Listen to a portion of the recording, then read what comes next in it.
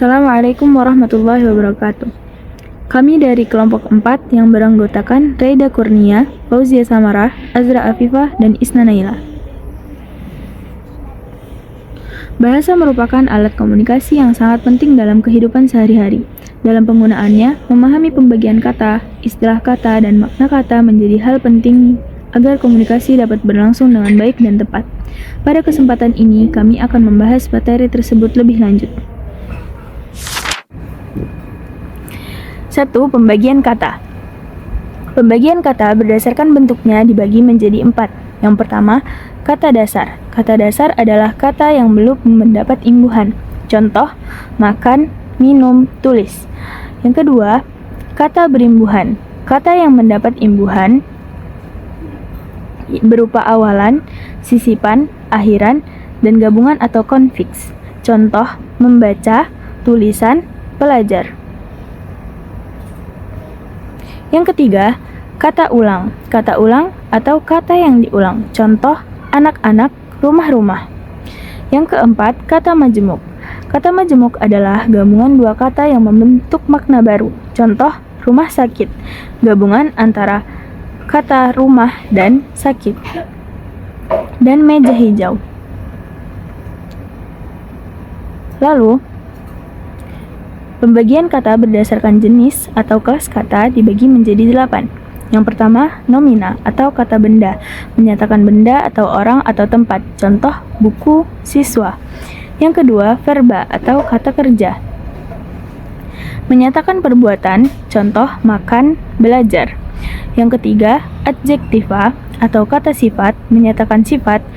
Contohnya, pintar, indah. Yang keempat, pronomina atau kata ganti, pengganti kata benda, saya, kamu. Yang kelima, numeralia atau kata bilangan, menyatakan jumlah. Contoh, 1, 2. Adverbia atau kata keterangan, keterangan waktu atau tempat atau acara. Contoh, kemarin, cepat.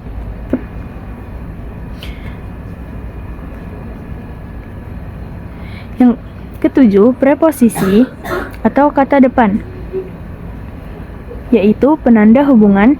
Contoh, di, ke, dari.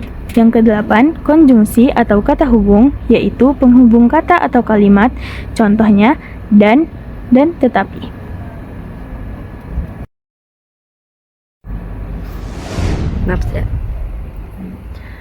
Selanjutnya saya akan menjelaskan tentang istilah kata. Istilah kata adalah kata atau gabungan kata yang digunakan untuk menyatakan suatu konsep, proses, keadaan, atau sifat tertentu.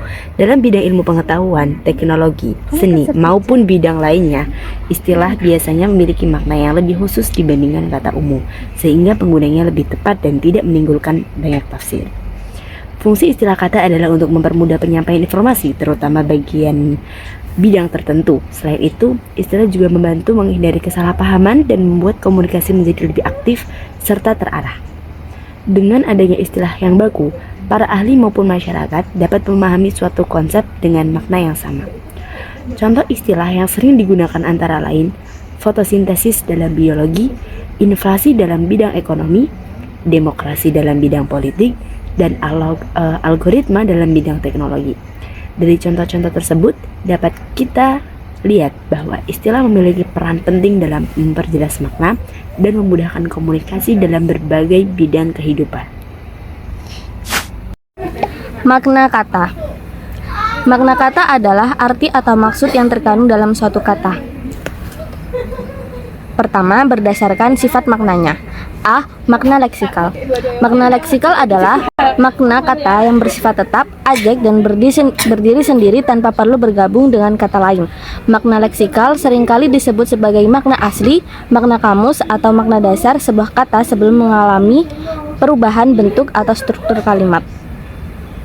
Contohnya ada air, yaitu cairan untuk minum, dan api adalah unsur panas dan membakar. Yang kedua ada makna gramatikal. Makna gramatikal adalah makna kata yang muncul, berubah, atau terbentuk akibat adanya proses gramatikal atau proses tata bahasa. Proses ini bisa berupa pemberian imbuhan afiksasi atau afiksasi, bangunan kata atau reduplikasi atau pemajemukan kata atau komposisi atau perubahan urutan kata dalam suatu arsitektur kalimat. Contohnya, makan bisa berubah menjadi memakan, buku bisa berubah menjadi buku-bukuan. Oke, lalu yang kedua, berdasarkan kejelasan makna. Dibagi menjadi dua, makna denotatif dan makna konotatif. Kategori ini membedakan apakah kata tersebut dipakai dalam arti yang sebenarnya atau hanya sebagai perumpamaan. Yang pertama, makna denotatif, yaitu makna yang sebenarnya, lugas, dan logis. Contohnya, kursi yang berarti tempat duduk, matahari yang berarti benda yang ada di langit. Yang kedua, ada makna konotatif, yaitu makna kiasan atau tambahan rasa.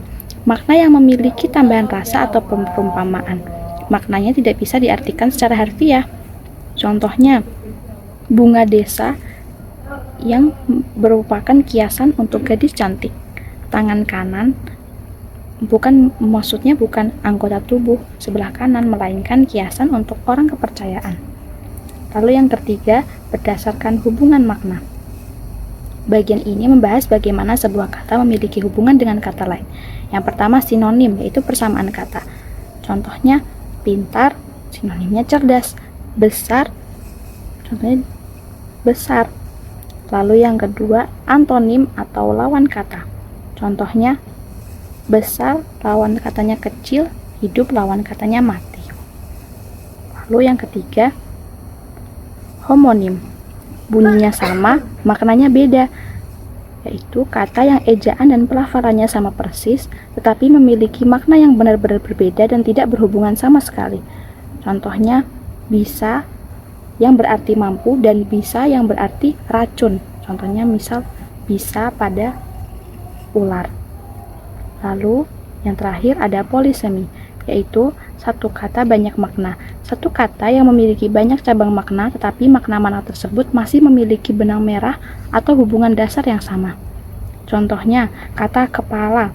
Kepala itu bisa digunakan untuk kepala manusia, kepala sekolah, yang berarti pemimpin tertinggi di sekolah, dan bisa juga sebagai kepala surat, yaitu bagian teratas pada surat. Inti maknanya serumpun, yaitu sesuatu yang berada di posisi atas atau utama. Oke, baik, sekian pembahasan kita hari ini tentang makna kata. Kita sudah membedah berbagai istilah dan pembagiannya, mulai dari leksikal, gramatikal, denotatif, konotatif, hingga relasinya seperti sinonim, antonim, homonim, dan polisemi. Terima kasih banyak atas perhatiannya. Semoga ilmu ini dapat bermanfaat bagi kita semua. Sebagai penutup, izinkan saya membawakan sebuah pantun. Pergi ke pasar membeli permata, mampir sebentar di kedai Bu Nuri. Semoga kita bijak